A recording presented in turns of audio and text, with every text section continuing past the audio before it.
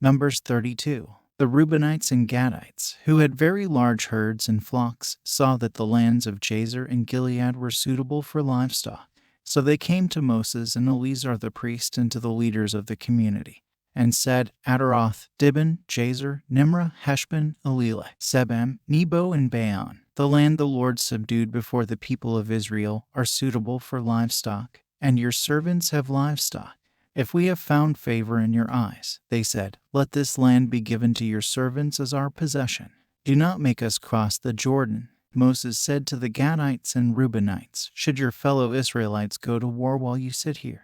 Why do you discourage the Israelites from crossing over into the land the Lord has given them? This is what your fathers did when I sent them from Kadesh Barnea to look over the land, after they went up to the valley of Eshcol and viewed the land.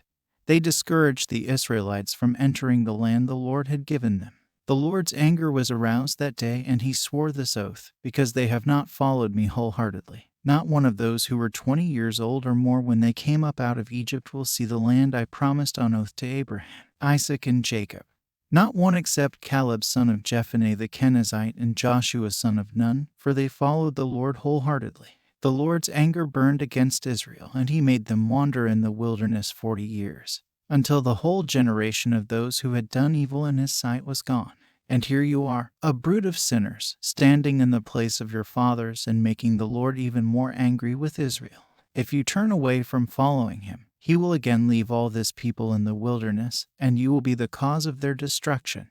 Then they came up to him and said, we would like to build pens here for our livestock and cities for our women and children, but we are ready to arm ourselves and go ahead of the Israelites until we have brought them to their place. Meanwhile, our women and children will live in fortified cities for protection from the inhabitants of the land.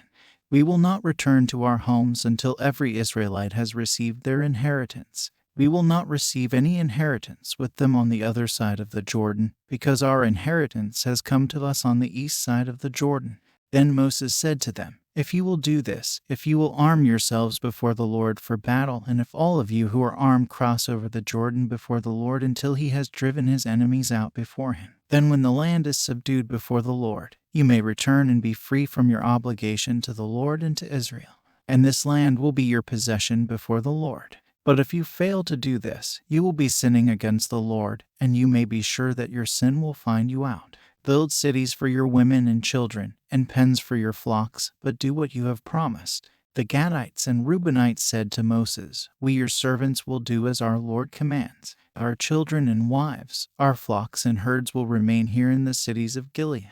But your servants, every man who is armed for battle, will cross over to fight before the Lord, just as our Lord says. Then Moses gave orders about them to Eleazar the priest and Joshua son of Nun and to the family heads of the Israelite tribes. He said to them, if the Gadites and Reubenites, every man armed for battle, cross over the Jordan with you before the Lord, then when the land is subdued before you, give them the land of Gilead as their possession. But if they do not cross over with you armed, they must accept their possession with you in Canaan.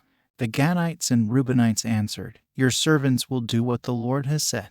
We will cross over before the Lord into Canaan armed, but the property we inherit will be on this side of the Jordan.